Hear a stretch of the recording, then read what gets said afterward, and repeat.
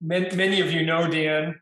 Dan is the CEO of Simplify Compliance, which is based in Nashville, but has significant presence in many places. Dan has done something that not many people in our industry and our community have done. A lot of people have found private equity money and put together a bunch of companies with the idea of synergies, and those haven't materialized, and the idea of doing acquisitions and bringing things in, and the cultures haven't fit, and that sort of thing. And I think the fact that, Dan, you come from an operating background, Dan, yeah, I mean, you've been exceptional in your ability to make companies, to make these companies operate, take out excess costs, and really find the opportunities. And so I'm going to try not to sound too much like Chris Farley interviewing Paul McCartney on this call and sound like a total fanboy. But then, in addition to being an amazing person and a longtime personal friend, I'm very much in awe of what you've done. You're truly one of the amazing success stories in our industry. So I'm delighted to have you be with us today. Thank you for that. Somebody forwarded the invite for this meeting and said, "Hey, I know this guy," and I said, "Yeah, I think you oversold him." So you just did that again, Ed. That's more than gracious, because that's not everything's gone as well as that sounded. That's for sure. Yeah, well, you don't get there without stubbing a few toes, but the successes have certainly seemingly greatly outweighed the setbacks. So anyway, so we'll get started here, and we can go in a lot of different directions here. And I want to remind people that the chat box is open, so you can post things. I will try to incorporate those, and then we will also. Dan and I are going to talk for about 20-25 minutes, and then we're going to open it up for questions and discussions. So there will be opportunity for everybody to be involved as well. But please feel free to post things in the chat, questions and comments along the way. This is very much a group activity. Dan, we've been hearing a lot. I mean, obviously the pandemic has changed a ton of things. A big part of your business is events, which was, a year and a half ago was experiencing kind of jumping out of a plane without a parachute, but has bounced back. You do a lot of deals. What have you been seeing in the deal market since over the last 2 years? What can you say about how things have progressed? What's up, what's down, winners, losers, that sort of thing. I don't know that there are a lot of losers. I mean, there's a lot of money chasing deals and a lot of competition. And I would tell you that, we bid what I think is pretty aggressively on a number of deals and not even been close on valuation. And then a lot of times, Ed, those are ones that you don't mind losing because you just can't see how you would get there. But when you're being outbid by 50%, and that's happened to us numerous times where we felt like we were being pretty aggressive, and in coming into the market there was good strategic fit, even the opportunity to take some costs out, and lose by that much in a competitive bid. It's just, there is a lot of deals being done. The big public companies that are buying have really high valuations right now, as we all know, with the market where it is. So they can pay a premium from that perspective. And then on the private equity side, there's just so many dollars sitting on the sidelines that those guys have to put to work. And that kind of creates a perfect storm. Probably a much better time to be a seller than a buyer in that market. Lynn, congratulations again. That's, Thank you. You benefited from that. But that's kind of my take. The pandemic, maybe the first 6 months, we kind of saw a slowdown. People were trying to figure out what was going to happen with the credit markets and other things, but it came storming back really quickly. in the second half of 2020, and it's just kept on rolling. And you know, and credit's readily available too. These guys can borrow a lot of money and put them against deals, which helps hedge their risk a little bit too. So, so as a seller, it's a great market. As a buyer, it's tough. Dan, I know you put together a number of substantial companies from our community. I mean, BLR, HC Pro, pieces of UCG, and obviously Emily Smith, and a number of event businesses. And so I know you're doing a lot of things, software, data, that sort of thing. But the event side, and thinking about valuations, are pre-pandemic, the multiples for the event businesses seem to be, in the software level. I mean, you were seeing 20 times, 25x, that kind of thing. Did the event businesses suffer any kind of loss in multiples, or is it just so much money around that even though that business is still slightly a little bit disrupted, it didn't matter?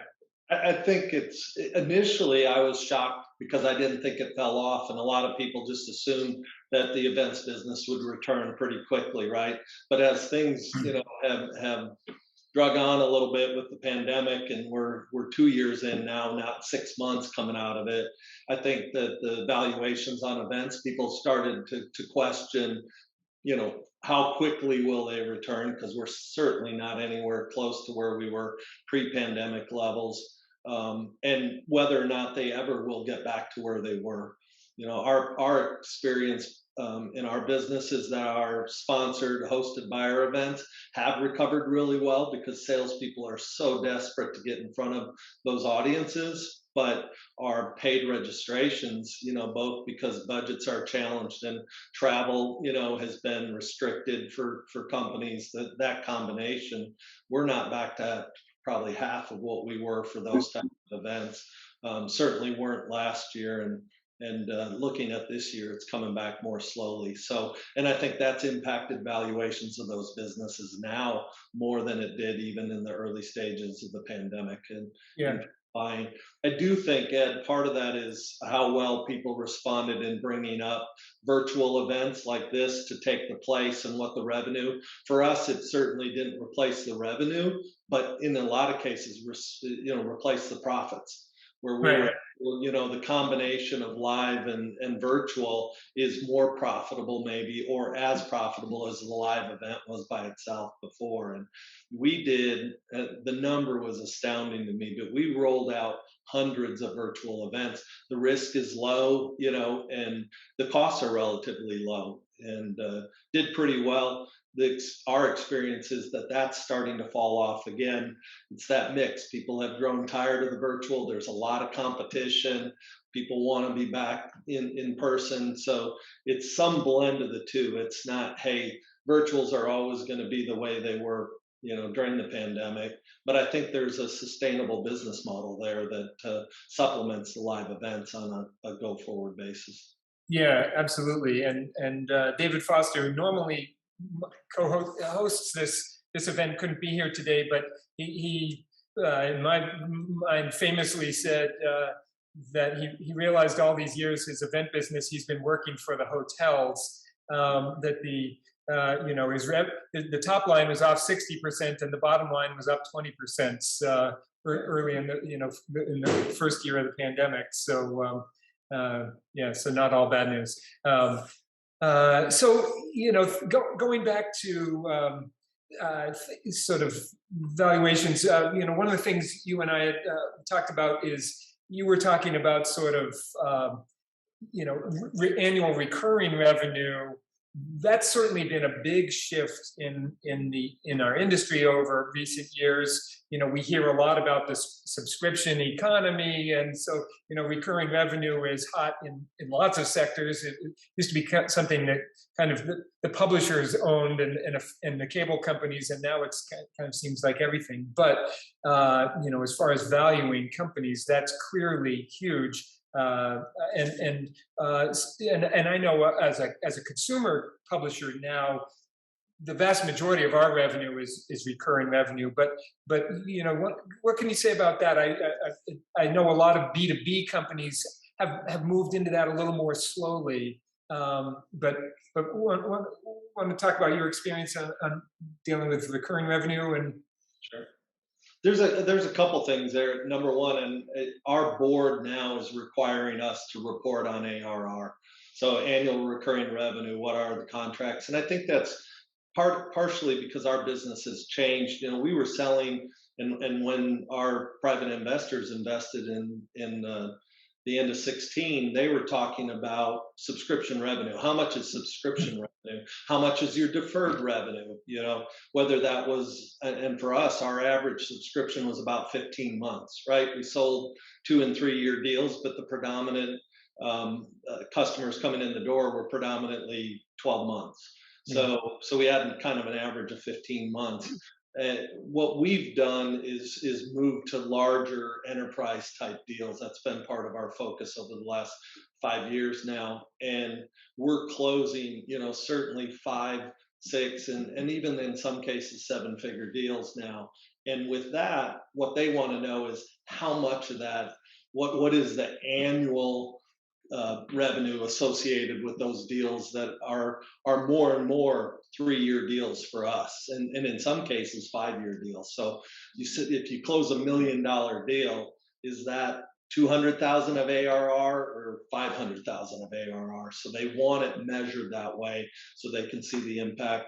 And the valuations are going that way, and ARR starts to become a leading indicator. So we all know that as we earn revenue in our business, it comes over the course of that subscription. We know what we're going to earn, but it's kind of a, if you will, a backward-looking number. How well did we do last year in selling new business in order what we're going to earn in the coming year? So with ARR, it starts to become a forward-looking number for them. What have we booked in annual recurring revenue? And we get to see kind of and project better what we're going to have in the future. And what they want to do is sell off of ARR then. So our valuation is a multiple, not of revenue, but ARR, because if it's a growing number, I get a higher valuation. I was just going to ask that. So companies, the rest of us on the call who might be more likely to be sellers than buyers at some point, of driving a bigger percentage of revenue to be annual recurring revenue is going to push multiples up, is what I'm hearing. I mean, our focus is on 3 things that I told you. Digital. So how much of our revenue is digital? How do we grow that portion of our business? Even in non-recurring virtual events, which are more profitable, but how much can we deliver because the cost of delivery is so low? Recurring revenue. What is the percentage of our revenue that's recurring? And for us, it's different in various business lines, and for good reason. We still have a considerable amount of print, especially in our healthcare business, because it's just part of doing business there. But we're focused on driving that number. And I know, and then the third piece is the enterprise, going to larger and larger clients, because we get longer term agreements. They tend to be stickier. You're serving more customers within that client, and so they tend to just renew at a higher level and stay around a longer amount of time. So there's much more predictability in that revenue. For us through the pandemic, the biggest customers were ones where the cash just kept coming. The little guys struggled. A lot of them went out of business. If you're serving the SMB markets, it's tougher. But those big companies just were great from that perspective. So from a valuation, I think that's what people are focused on. When we talk to investment bankers, they want to know how much is print. Could we get rid of print and just carve that out? Because if you're seen as a completely digital business, you're going to get a better overall valuation. And in some cases, that's kind of where we're headed. In some, we can't be completely out of print. It's still strategic to what we're doing. Yep, absolutely. So you mentioned sort of shifting, not shifting, but being more open to looking at smaller deals. I'm guessing that you, with your background, deep, hands-on operating, are more comfortable looking at smaller deals than a lot of money out there. Um, Yeah, but I think your competition goes down in a lot of ways when you're going after the smaller deals because it's hard for the really big companies to move the needle with a small deal. And they do take as much time, if not more, to get them done. A lot of times they're proprietary, so we're not dealing with any type of banker or broker, representing them. The financials are a little messier, and so we've got to invest more time and even help. But that also, gives you time to build a relationship with the seller and get to know who they are, get to know the business better. And for us, culture matters so much in the success or failure of any acquisition. So it allows you to kind of dig deep with a founder or an operating team in a smaller business than what you have in a typical auction process where they try to keep you away from the management team as much as possible, and you're dealing with the bankers. But so they do take a lot of time. Those smaller businesses aren't big enough to be a platform company for private equity. So the competition is much less in those situations. And frankly, I think we play pretty well with founders just because of our history and the businesses we bought. And we have references from guys like Bob Brady that say, hey, these guys know what they're doing, and they're decent people to deal with. So that's always helpful. So yeah, we've gone down market. I'll give you an example. We did one acquisition only last year, and it was a company that had created and owned the intellectual property around 12 applications in the safety marketplace. And they engineer background safety, two partners that were both steeped in the safety business. They had built these applications over a period of time, but what they couldn't do was monetize them. mm, They didn't have the access to the market that we have. They didn't have a sales team. They didn't. And so for us, we paid what I would consider a pretty full price for the business, but we could see how we could grow that, apply our sales team to it, our access to the marketplace, lead generation, et cetera, and grow that business pretty rapidly. And it was all digital, all recurring, and embedded in the workflow of the customers that we're trying to reach, which fits our portfolio really well. So that was the type of deal that we did, and did that on a proprietary basis. Took a long time to get it to the finish line, but it's really accretive for us as part of our story. I think overall, when we go to market, we talk about having those types of applications that people are using every day in their daily work. yep. And thinking about applications, you mentioned when we were talking earlier about something Brian Crotty had mentioned to you, and just want to touch on that for a second. But the role of software developers within the company. Yeah, Ed and I were talking earlier, and I was sharing with him. I still remember, and this had to be a decade ago.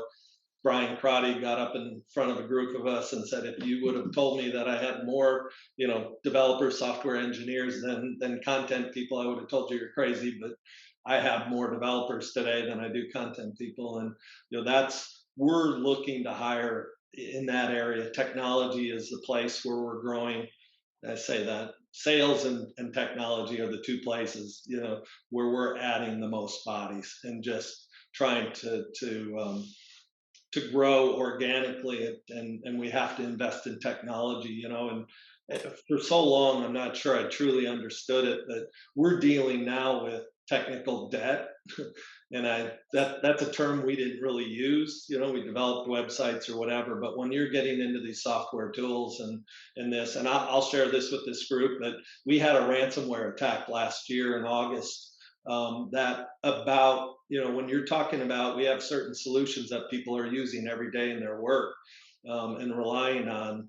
It was a struggle for us, and it was an older system. It was a product that probably generated just over 50 grand in revenue. And we just kind of left it out there. It renewed really well, and we didn't want to shut it down. We weren't spending any money on it. And that's how they got in. The technology was just old enough.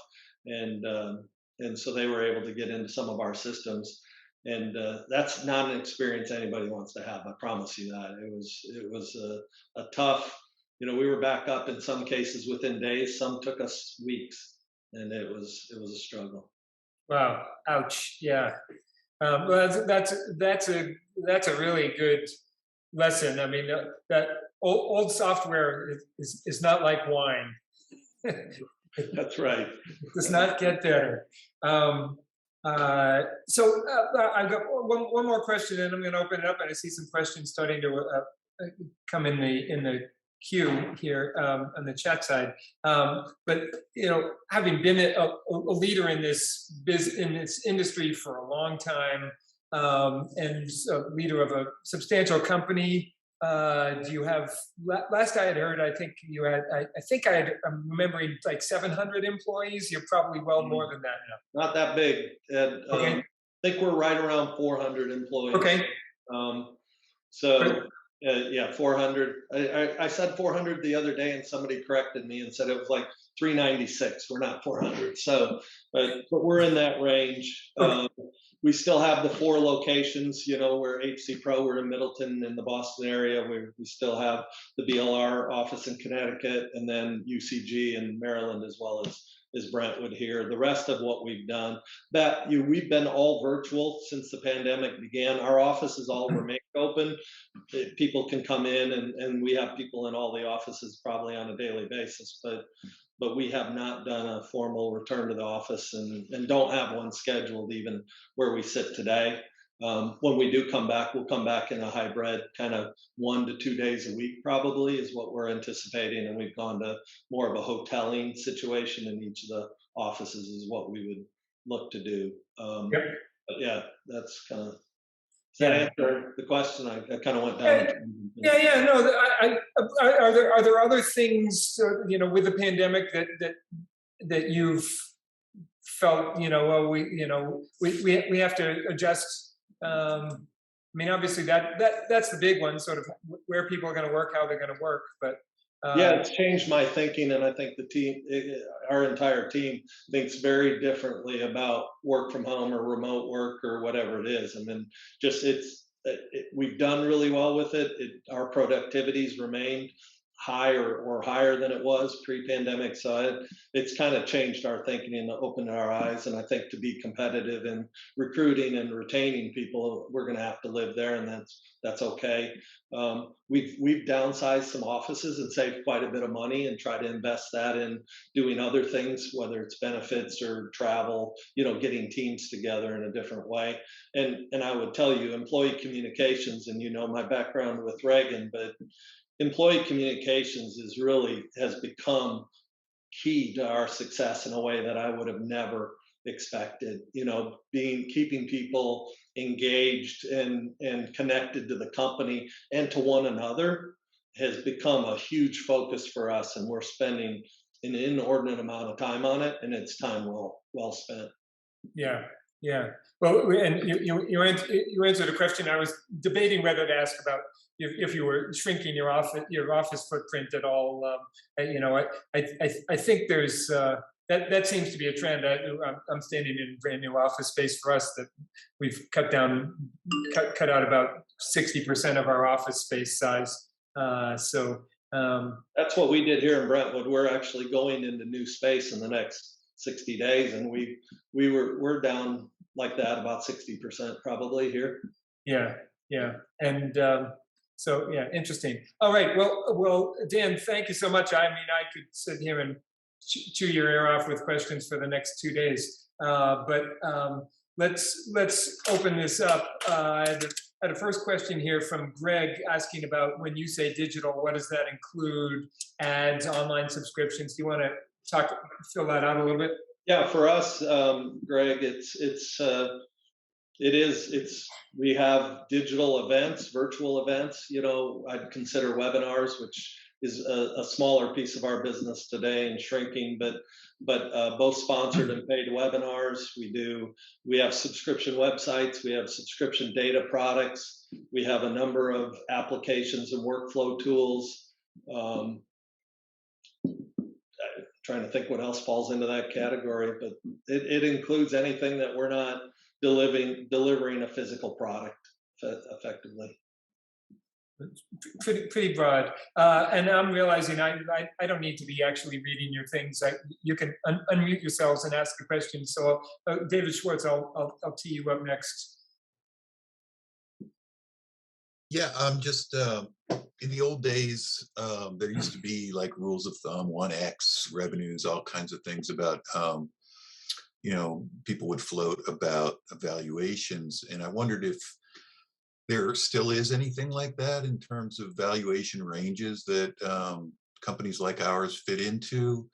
And then I also wondered about, with digital, we've been able to, a lot of us have been able to build huge databases of recorded webinars and of course our editorial content in our publications. And I wondered about whether that's a premium type thing in an acquisition. Is that something people see as an intangible that they would pay a premium for? On the second question, David, I think it matters a little bit who the buyer is. Financial buyers I don't know that they care much about our library of content, all of the intellectual property we might own. I don't know that they value that much. They're looking at revenue and profitability. Growth rates have become really big, especially for the private equity guys. They need to know that if the business is going to grow so that they can get a return on that investment. So growth becomes a big element. And that's kind of some combination. You see a lot of fast growing tech businesses that don't have a lot of profit. So then it's a multiple of revenue based on that growth rate. I actually put a bid in last week on a SaaS company, and we did it as a multiple of EBITDA, and their broker came back and said, no, we want you to value this as a multiple of revenue. And the reason for that is the business was growing pretty quickly, and they wanted the advantage of, by the time we get to close, that number is going to be a lot higher. It's going to move faster than EBITDA is. And so they wanted to tie to the top line where they're seeing significant growth. And so I think that's probably more the norm around digital SaaS type companies are. You guys hearing me okay? I'm just got a message that my connection wasn't great. Yep. Okay. I'm hearing you fine. The multiple of EBITDA, and I think it gets into kind of how fast is the company growing, how big is it, and how much of that revenue is recurring. But I can tell you, I've bid 3 to 4 times revenue on some of these companies, and like I said, people come in and bid 5, 6, or 7 in some cases. It just kind of depends. EBITDA, again, there's a mix, depends on how much of your revenue is recurring, how much is tied to events, and scale still matters from a profitability standpoint. I think once you get to profit and have real EBITDA, that's kind of what people want to anchor to. But the newer companies that are fast growing and all digital are trying to get you to anchor to revenue. Thank you. Interesting. From the deep south to the great white north, Mark? Thank you, sir. Dan, I'm just curious about your views on deal debt these days. If you can even do a deal, are you using debt? Do your partners shy away from that? Looking forward with interest rate changes over the next few years, will that change your view? Yeah, no, I mean, we're still using debt. The private equity guys love to use debt. It's a lot cheaper than their own money at all turns, and so they look at every deal. We try to get creative, Mark, too, with some earnouts and some other things that would allow us to use less equity, right? Use the debt and then an earnout that gives us time. Our creditors, though, typically would treat any earnout as debt. They make us track what we think that earnout payment's going to be over time, and and that goes into our covenant calculations on our debt. So, but yeah, they're still aggressive about doing debt and using debt, and I would tell you that lenders are. It's still incredibly aggressive. I think they pulled back a little bit in the pandemic, but when money kept flowing, they've come back. And I was just talking to somebody the other day that was putting 4 to 5 times leverage on a deal that they were doing, private equity backed, which is significant, more than I tend to be comfortable with personally. And no major concerns about interest rates over the next 2 years changing the picture. No, I mean, it's been so cheap, Mark. I mean, and we're spoiled. I'll give you that. But even kind of where they think they're going to be going, it's still pretty affordable. And again, there's so much competition even in the debt markets. A lot of these debt funds and the unitranche type of thing are competitive, and they have the ability to be so aggressive that it kind of keeps the senior lenders, the banks, in check. So that's been it's a competitive market there. Interesting. Anything more, Mark? Nope. All right. Helen.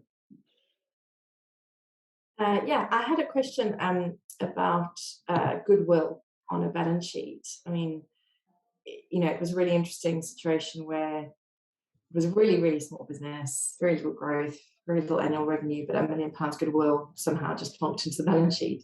Where does that fit in to valuations, that kind of goodwill? Is it a sentiment? Is it a real thing? Yeah, no, we don't tend to value the goodwill. I mean, we put goodwill on our books in the acquisition of when we do a deal, but we don't tend to include that in our valuation at all. Good. I ignored it, so thank you. Okay. All right. Well, so the we have a few more minutes if want to encourage any further questions, but did want to ask about Dan. You had mentioned that in some cases you're doing multiples of revenue, and I just wanted to touch back on that because I think I heard you say that tends to be more for companies that are pre-revenue or just getting started, and I'm guessing particularly more in software kinds of arenas. Where are you seeing that? Well, I should just ask the question. It's SaaS-like, fast-growing kind of more digital companies that tend not to have as much profitability, but they're fast-growing. They're pouring everything back into top-line growth, and so trying to value them off the bottom line. I think for us in that case, we got to see what's the path to profitability. At what point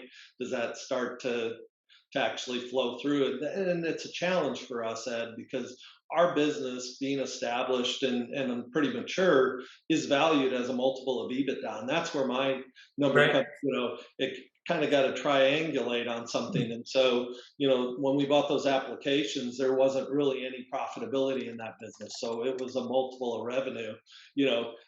I got to be able to figure out how do we get this to a point where I can at least get a return on my investment, what we paid for that business. And so at some point it's got to turn to profitability, because otherwise it has no value as part of our business, right? Now, I say that's a little bit of an overstatement, because if it helps drive top line growth, that helps to drive a higher multiple for us as well. There's other components, increases our percentage of business that's digital and recurring, that helps drive our overall valuation. So there are components to it, but we've got to have a clear path to showing where that return is going to be. Otherwise, it's hard to get support of our financial partners. Yeah, interesting. As you're saying that, you remind me. I had a conversation 3 months ago with a guy, a competitor in our space who's been around for a while.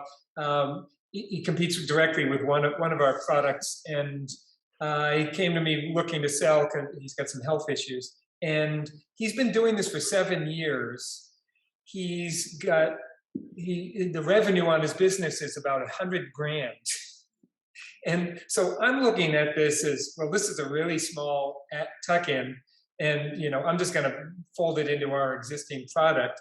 And when I put in an offer, he was looking for 10 times what I was, because he's thinking he's built he also happened to be in San Francisco, but he's thinking he built a platform, and he's doing sort of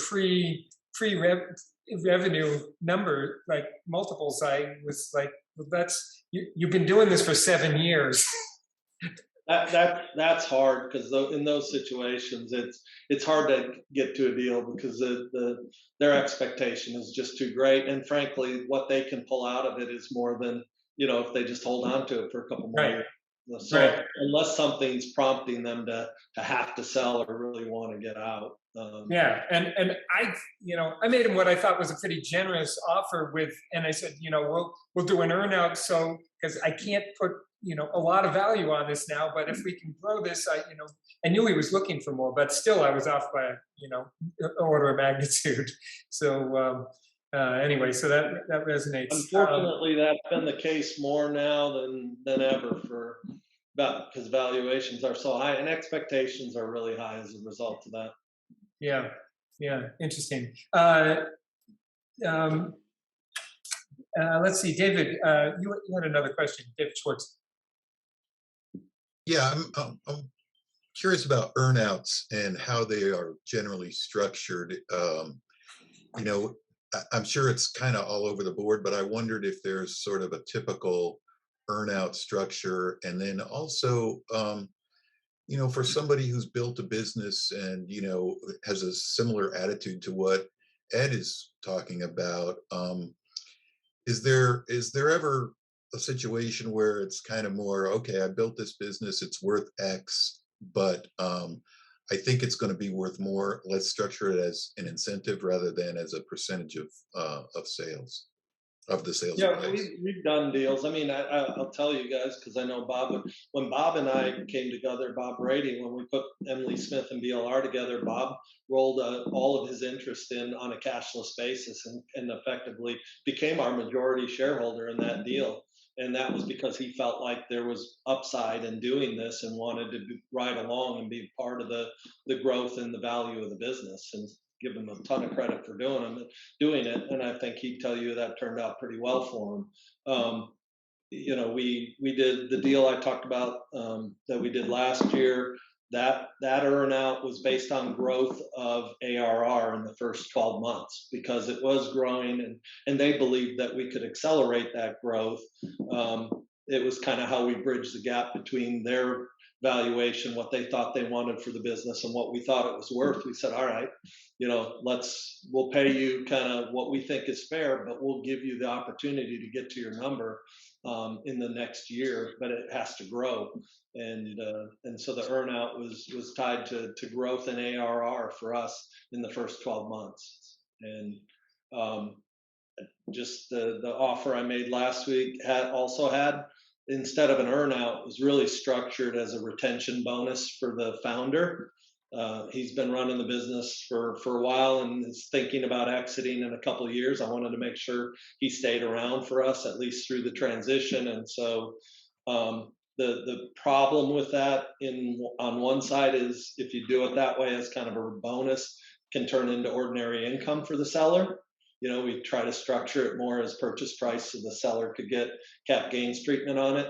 But in this case, the founder was no longer the majority owner. And so having it as a retention bonus actually worked, because it would go to him instead of the shareholders. So every one of them's different. I would tell you, I think to me, it's one of the ways that we try to be competitive and be really flexible in our structuring, because I think the individual needs of the seller you can really speak to in those types of situations. I'll give you one more, David, because we looked at a business that had 3 founders, all equal partners in the business, but all with different interests about continuing with the business. One wanted to exit at closing. One wanted to stay around for a transitionary period and then do something else, and one wanted to stay long term. And so structuring an earnout that fit the needs of each one of those people, or a purchase agreement that kind of catered to their individual needs, is something that we could do, and in doing so, I think put ourselves in a really good position. Yeah, test out the creative skills.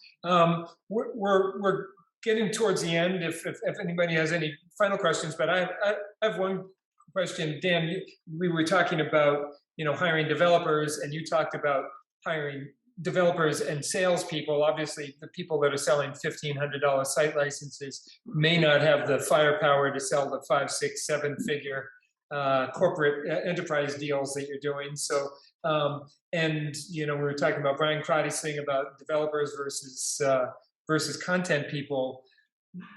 Both developers and salespeople are more expensive on average than content people. Many of us come somewhat from a content background. Sorry to say, we're the bargain of the business. But so how does that with the remote work, the upside of that is that we can hire from all over the place. The downside of that is so can and does Goldman Sachs and Google and Microsoft and Ford and every other company is competing for that. Are there particular things you found that's working? Also, a related question, thinking about developers, because many of us on this call are not anywhere near at the scale you have. I have a view that having 1 or 2 developers is a stupid idea. Do you have a view on where it makes sense for companies to start doing their development in-house versus outsourcing? So those are 2 separate questions, but. So I would tell you that we tend to prefer to hire developers than outsource or offshore it in general. We do kind of have a try them before you buy them policy, which is we want to test developers. So we work with a lot of contractors, and then if they're good and we like them and they prove themselves, we tend to try to hire them. And so we're opportunistic. A lot of the guys that we've hired have started as part-time. They're coding at night. They've got a day job, and they do some work on the side for us, and we like them, and we try to coax them away from whoever their employer is at that point. But they're proven to us. But our experience with outsourced or offshore IT and development just hasn't been that great. And so we do have developers all over the world. And I told you our head of dev right now is in Scotland, lives there with her husband who's from there. But we're not. And some of the companies we've acquired have had that, and we tend to want to transition it internally. So we like to own it, regardless of the number of people. It is a lot more expensive for us, whether it's content people that you're replacing or just about any position. There's nothing that's more expensive than sales and tech. And so that is a big thing. We do capitalize some of our development. That's more, the cash still goes out the door. So for a small business as an operator, cash is cash, right? And cash is king. So, but we do capitalize development of new products so that we don't have to expense all of that on our P&L coming right out of the blocks. With our move to more enterprise sales, our issue has become those lead times on those big deals. We don't see any productivity typically from those people for 6 months, or we don't expect any. So it's you've got a lead time, and they're not cheap, and in some cases, in order to recruit them away, you kind of got to replace that, even the commission. So we're giving them some type of draw for that first 6 months. So they tend to be expensive. Where we've been successful there, I think, is our head of sales now, our chief sales officer, came from ADP and a couple other SaaS businesses, and been in sales leadership now for 20 plus years. He can bring in people that he's worked with before and are proven, and his network's really strong. And so we have a higher degree of confidence when we bring somebody in, probably, than we did when we started doing this. And we just had no experience or background in trying to hire those types of people or close those size of deals. And it was a little hit and miss for a while, for sure, But having that experience in recruitment and retention because of his network, and the people he's brought in have that same background. That's made a difference for us. And does that translate into 6 months, might be 4 months before they can start generating pain for themselves? No, I Or would not say really? that 6 months is still the 6 months. It's that they actually start closing stuff after 6 months instead of us, saying, geez, they should be coming, and it doesn't happen, and we get a year in and go, this one's not going to make it. Yeah. Our success rate, if you will, on those hires is a lot better Yep. than it was probably before those guys were in the door. They know what they're looking for Yep. in the people to close those deals. Yeah. Fewer ouches at the end of 12 months. And those are expensive ouches, and we've had them. Trust me. Yeah. Well, yeah, because even if they're not actually great salespeople, if they're enough of salespeople in particular are maybe good at selling themselves. So that's often a challenge with hiring salespeople. You suck at actually doing the job, but you totally convinced me. Yep, that is absolutely true. They tend to interview really well. Yep. All right. Well, hey Dan, we're right at 11:45 here. So if anybody has any final pressing questions that you're going to kill yourself if you didn't ask Dan, now's your chance. Otherwise, I'm going to call it. Dan, thank you so much for joining us and sharing your thoughts. Congratulations on all that you've done, and continued good luck with that. And maybe we'll get to see you sometime soon. Oh, hi, Bill. Nice to see you showing up there. And everybody else, thank you for coming. I will say also, I will mention that we've got the second annual Renewed Summit, the first one in person, coming up June 7th and 8th. It's going to be in Washington, D.C. It's actually right across in Alexandria, but it'll be June 7th and 8th. And so keep that on your calendar. Watch your emails. We'll be having things come out. We've got some great speakers already lined up, and we'll be, I think the marketing starts for that next week. So be watching for that, and hopefully we'll see you there.